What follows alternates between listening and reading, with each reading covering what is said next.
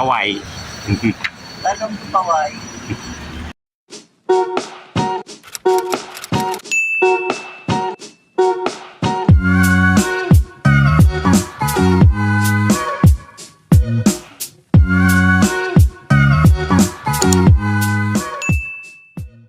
Hi guys, we're here at Paway.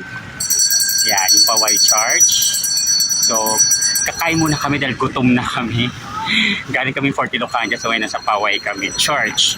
So, gutom na kami kaya kakain kami dito sa sikat na kinakainan dito, yung Herencia. So, dito sa harap. Actually, Kusina Valentin na siya ngayon pala. Sorry. Sikat dito yung pinakbet pizza. Pero once na na-try ko siya, to be honest, hindi ko siya nagustuhan kasi because of the ampalay. So, kain muna kami guys. At habang naglalakad ay daanan namin si Kuya Sorbetero kaya alam na this. Avocado and dragon fruit flavor ice cream.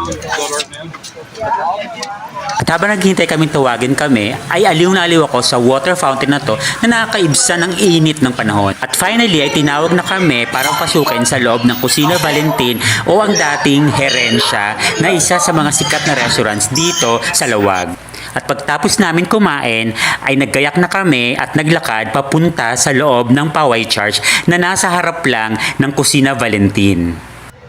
Yan. Tapos lang namin mag-lunch sa Herencia. So ngayon punta kami dito sa loob ng Paway Church. Ang daming tourist today kasi long weekend holiday. So itong Paway Church is one of the oldest churches dito sa Ilocos. Pasok tayo sa loob. So makikita niyo yung structure ng church. Medyo old na talaga siya. Ayan, oldest church. One of the oldest church. Yes. One of the oldest churches in Ilocos.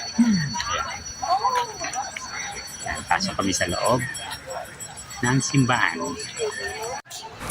Sa bungad pa lang ng simbahan na ito ay kitang-kita na agad na napakalaki niya sa loob at napakadaming tao. Na kahit mainit ang panahon dahil nga undas ay talaga namang dinayo pa rin ng mga turista. Sabi nga ng hubby ko ay pininturahan na o nirestore na ang loob ng simbahan dahil nga luma na to, isa sa mga oldest churches dito sa Paway sa Lawag City. Pagtas namin magdasal ay babalik naman kami ngayon ng Kabugao.